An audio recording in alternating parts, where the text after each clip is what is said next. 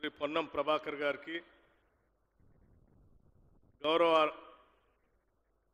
మంత్రివర్యులు శ్రీ శ్రీధర్ బాబు గారికి, గౌరవ శాసనసభ్యులు అరికపూడి గాంధీ గారికి, శాసన మండలి సభ్యులు మల్లేశం గారికి, వెంకట్ గారికి, అమీర్ అలీ గారికి, దయానంద్ గారికి, మరో గౌరవ స్థానిక శాసనసభ్యులు మాజీ మంత్రివర్యులు దానం నాగేందర్ గారికి, మాజీ పార్లమెంటు సభ్యులు మధు యాష్కి గౌడ్ గారికి,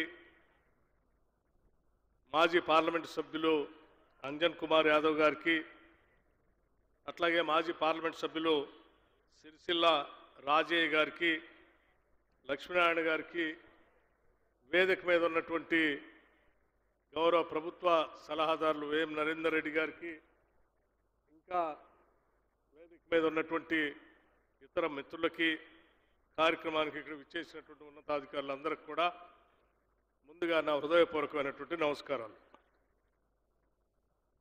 చాలా సంతోషం, ఈరోజు రాష్ట్ర ప్రభుత్వం హైదరాబాద్ నగరానికి మాత్రమే కాకుండా రాష్ట్రంలో ఉన్నటువంటి మున్సిపల్ శాఖ సంబంధించిన అన్ని పట్టణాల్లో కూడా పెద్ద ఎత్తున అభివృద్ధి కార్యక్రమాలకు సంబంధించి కొన్ని ప్రారంభోత్సవాలు, కొన్ని శాంక్షన్స్ కూడా చేసుకొని పెద్ద ఎత్తున ముందుకు పోతా ఉన్నాం. హైదరాబాద్ నగరం అనేది ఈ రాష్ట్రానికి తలమానికం. ఈ రాష్ట్రానికే కాదు, దేశానికి కూడా ఇది గర్వించదగినటువంటి నగరంగా అభివృద్ధి చెందుతున్నటువంటి నగరం ఇది.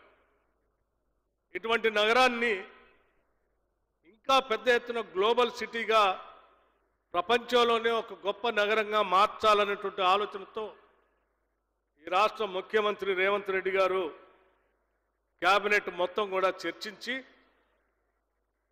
ఈ నగరానికి కావలసిన అన్ని అంగుల్ని కావలసిన ప్రణాళికాబద్ధంగా ముందుకు పోతున్నటువంటి విషయం మీ అందరితో పంచుకోవాలనేటువంటి ఆలోచనతోనే నేను కొన్ని విషయాలు మీ దృష్టికి తీసుకొని రాదలుచుకున్నాను.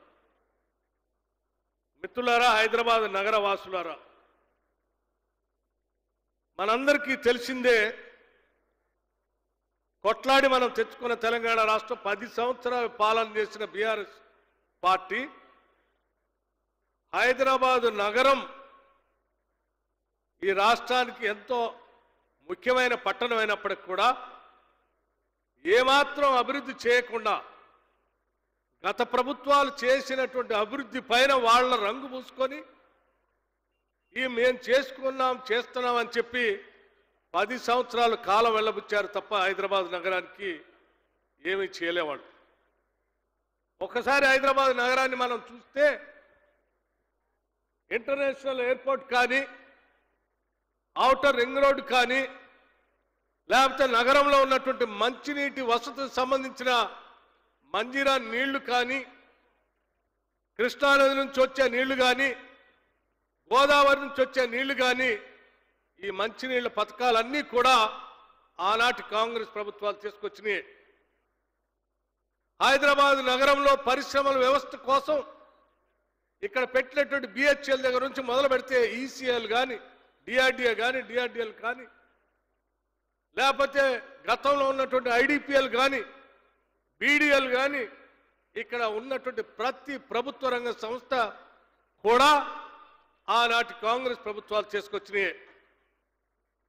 ఆ పరిశ్రమలతో పాటు అనేక యాన్సిలరీ ఇండస్ట్రీస్ని తీసుకొని వచ్చి ఆ యాన్సిలరీస్ ద్వారా ఈ ప్రాంతంలో నివాసం ఉంటున్నటువంటి ప్రజలందరికీ ఉపాధి, ఉద్యోగ అవకాశాలు కల్పించడమే కాకుండా రాష్ట్ర వ్యాప్తంగా హైదరాబాద్ నగరానికి బతకడానికి వచ్చేటువంటి వాళ్ళకి ఉండటానికి కావలసిన హౌసింగ్ బోర్డు కార్యక్రమాల్ని కూడా ఎల్ఐజీ అని, హెచ్ఐజీ అని, ఎంఐజీ అని అనేక అఫోర్డబుల్ హౌసింగ్ కార్యక్రమాలు పెట్టి ఈ నగరంలో జనం బ్రతకటానికి కావాల్సిన వెసులుబాటు అన్నింటినీ కూడా ఆనాటి కాంగ్రెస్ ప్రభుత్వాలే కల్పించాయి.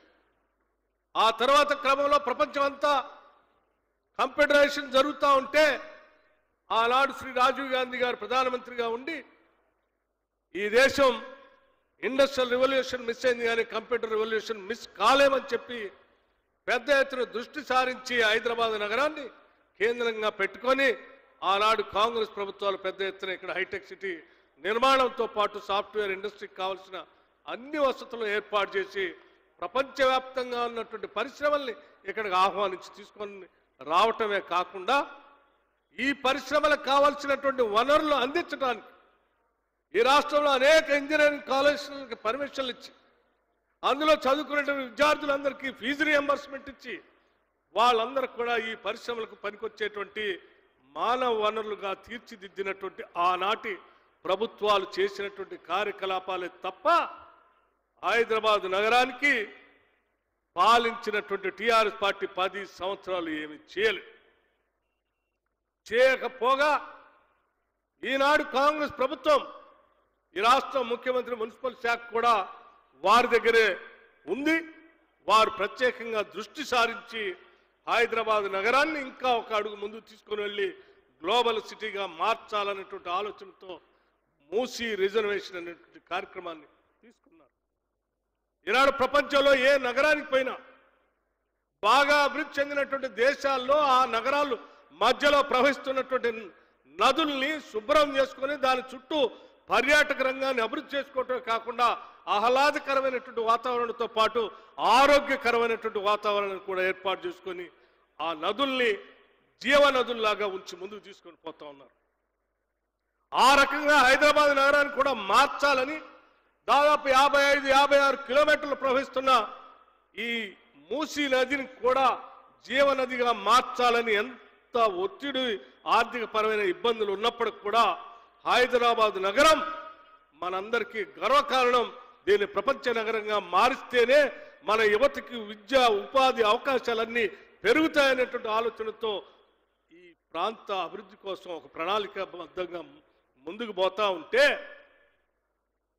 అభివృద్ధి జరిగితే మూసీ రిజర్వేషన్ జరిగితే గోదావరి నీళ్ళని తీసుకొచ్చి మూసీలో ప్రవహింపజేస్తే అక్కడ పర్యాటక రంగం అభివృద్ధి చెందితే అక్కడ ఉన్నటువంటి ప్రజలందరికీ ఆరోగ్యకరమైన జీవితం వస్తే కాంగ్రెస్ ప్రభుత్వానికి మనం ఏమి కదల్చలేము అనేటువంటి ఒక భయంతో ఏదో రకంగా దీనిపైన బురద జల్లి ప్రజలకు తప్పుడు సమాచారం ఇవ్వాలనేటువంటి ఆలోచనతో కుట్రపూరితంగా బీఆర్ఎస్ పార్టీ వారి సోషల్ మీడియాను ఉపయోగించి అక్కడ ఉన్నటువంటి పేదవాళ్ళందరినీ తొలగిస్తా ఉన్నారు. ఇది అన్యాయమని నానాయాగి చేస్తా ఉన్నారు. ముఖ్యమంత్రి గారు చాలా స్పష్టంగా చెప్పారు, మంత్రులు చాలా స్పష్టంగా చెప్పారు.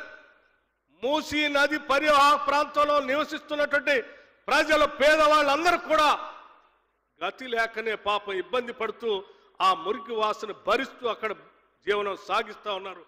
వాళ్ళకు కూడా మనం మంచి జీవితం ఇవ్వాలి అనేటువంటి ఆలోచనతో అక్కడ అభివృద్ధి చేసి అక్కడ పట్టాలు ఉన్నా పట్టాలు లేకపోయినా పేదవాళ్ళు పొరపాటున మూసీ నదిలో గుడిసెలేసుకొని బతుకుతుంటే కూడా వాళ్ళను కూడా లెక్కగట్టి అభివృద్ధి చేసిన మూసీ పరివాహక ప్రాంతంలోనే అందమైన టవర్లు కట్టి ఆరోగ్యకరమైన వాతావరణంలో వాళ్ళకి అక్కడే ఇల్లు ఇస్తామని చెప్పి పదే చెప్పి వారి వ్యాపార వృద్ధి కోసం పిల్లల చదువు కోసం వాళ్ళ మహిళల అభివృద్ధి కోసం కావాలనంటే అవసరమైతే వడ్డీ లేని రుణాలు కూడా ఇచ్చి ఆ మహిళల అభివృద్ధి కోసం బాగు చేస్తామని చెప్పి ప్రభుత్వం పదే చెప్తా ఉంటే వాళ్ళు కూడా బాగుపడకూడదు.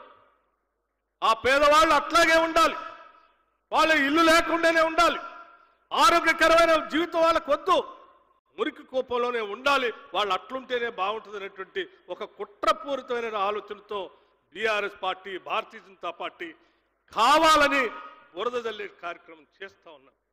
మిత్రులారా, ఆలోచన చేయండి. ఒక మంచి కార్యక్రమం చేద్దాం అనుకున్నప్పుడు, ప్రజల జీవితాన్ని బాగు చేద్దాం అనుకున్నప్పుడు, మన నగరాన్ని ప్రపంచవ్యాప్తంగా మార్చడం కోసం ప్రయాసపడుతున్నప్పుడు నిజంగా నగరం మీద ఏమాత్రం ప్రేమ ఉన్నా, పేదవాళ్ల మీద అభిమానం ఉన్నా అందరం ముందుకొచ్చి అభినందించి ప్రోత్సహించాల్సింది పోయి కావాలని కుట్రపూరితంగా చేస్తున్నటువంటి ఈ కార్యకలాపాలు చూస్తూ ఉంటే నిజంగా బాధ అనిపించే ఈరోజు మీ అందరికీ ఈ విషయాలు చెప్తా ఉన్నాను.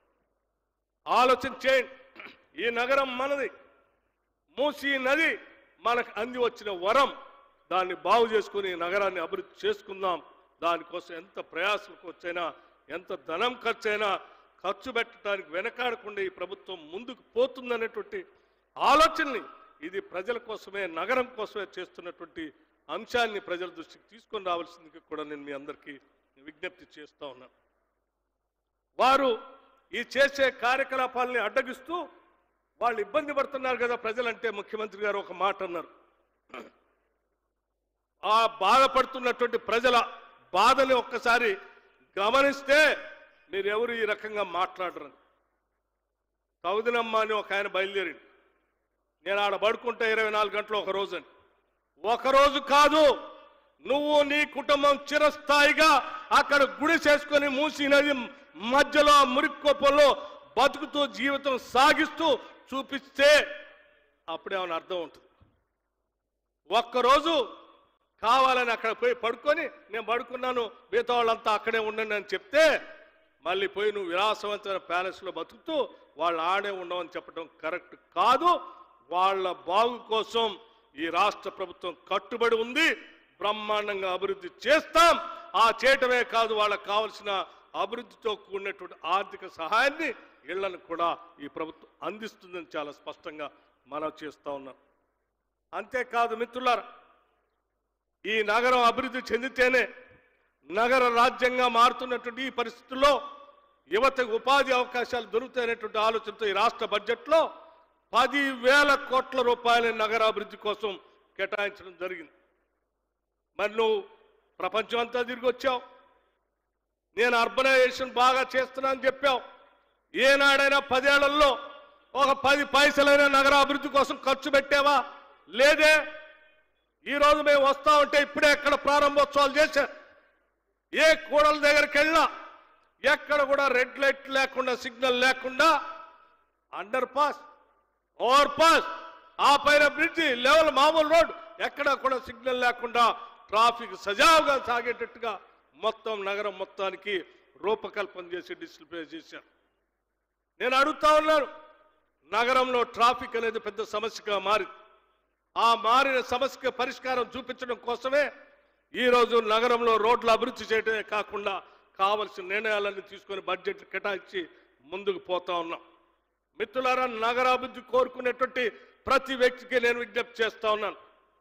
ఇక్కడ నగరంలో సంక్షేమం కావాలని కోరుకునేటువంటి పేద వాళ్ళకు కూడా నేను విజ్ఞప్తి చేస్తా ఉన్నాను. ఈ నగరంలో 300 నుంచి 400 వరకు స్లమ్స్ ఉన్నాయని, ఆ స్లమ్స్ లో నివాసం ఉంటున్నటువంటి ప్రజలకు సంబంధించిన మహిళలందరికీ కూడా మెప్మా ద్వారా కొన్ని వేల కోట్ల రూపాయలతో వడ్డీ లేని రుణాలు ఇప్పించి వాళ్ళందరినీ వ్యాపారంలో భాగస్వాములు చేయాలని చెప్పి కూడా ఈ రాష్ట్ర ప్రభుత్వం ఆలోచన చేస్తా ఉంది. ఇదంతా ఈ నగరంలో ఉన్నటువంటి ప్రజల అభివృద్ధి కోసం చేసేటువంటి కార్యక్రమం. ఈ కార్యక్రమాన్ని నగరం బాగుపడాలని కోరుకునేటువంటి వాళ్ళందరికీ కూడా నేను ఒకటే విజ్ఞప్తి చేస్తా ఉన్నా. డ్రగ్ ఫ్రీ చేయాలనే ఆలోచన, కాలుష్యం లేకుండా ఉండాలి నగరాన్ని చేయాలనేటువంటి ఆలోచన మనం అందరం హర్షించాలి. ఈ నగరంలో జీవించాలనుకునే ప్రతి వ్యక్తి కూడా ఈరోజు ఢిల్లీ పోతే 3-4 రోజుల కంటే ఎక్కువ ఉండలేనటువంటి పరిస్థితి ఉన్నటువంటి తరుణంలో హైదరాబాద్లో కూడా భవిష్యత్తులో కాలుష్యం వస్తే ప్రమాదకరంగా మారుతుందని ప్రపంచం అంతా నగరాభివృద్ధి జరుగుతున్న నగరాలకి ఒక సమాచారం ఇస్తున్న తరుణంలో ముందు చూపుతో ఈ రాష్ట్ర ప్రభుత్వం కాలుష్యం లేని నగరాన్ని, హైదరాబాద్ నగరాన్ని భవిష్యత్ తరాలకి అందించాలనేటువంటి ఆలోచనతో ఈ రాష్ట్ర ముఖ్యమంత్రి గారి నాయకత్వంలో యావత్ మంత్రి మండలి మొత్తం నిర్ణయం తీసుకొని ముందుకు పోతాం. అందుకే భవిష్యత్తులో ఇక్కడ కాలుష్యం లేకుండా ఉండటం కోసం నగరంలో అవసరమైనటువంటి కాలుష్యానికి కారణమవుతున్నటువంటి పరిశ్రమలు ఏదైనా ఉంటే, అవసరం అనుకుంటే ఔటర్ రింగ్ రోడ్డు బయటికి పంపించేనా ఈ నగరాన్ని పొల్యూషన్ ఫ్రీ నగరంగా, డ్రగ్ ఫ్రీ నగరంగా, సేఫ్టీ నగరంగా, అన్ని సకల సదుపాయాలు ఉన్నటువంటి నగరంగా, ప్రపంచాన్ని ఆకర్షించేటువంటి నగరంగా మార్చాలనేదే ఈ రాష్ట్ర ప్రభుత్వం యొక్క లక్ష్యం, ఆలోచన. ఈ ఆలోచనని విఘ్నులైన నగర వాసులందరూ కూడా విజ్ఞప్తి చేస్తున్నాం. దీవించండి, ఆశీర్వదించండి. ఈ ప్రభుత్వం ప్రజల ప్రభుత్వం, మన ప్రభుత్వం, మనం అందరం కలిసి నిర్ణయాలు తీసుకున్నటువంటి ప్రభుత్వం. ఇది దొరల ప్రభుత్వం కాదు, గడిల ప్రభుత్వం కాదు. అత్యంత స్వేచ్ఛాయుతంగా ప్రజాస్వామ్యయుతంగా నిర్ణయాలు తీసుకొని ప్రజల సంక్షేమం కోసం భవిష్యత్తు కోసమే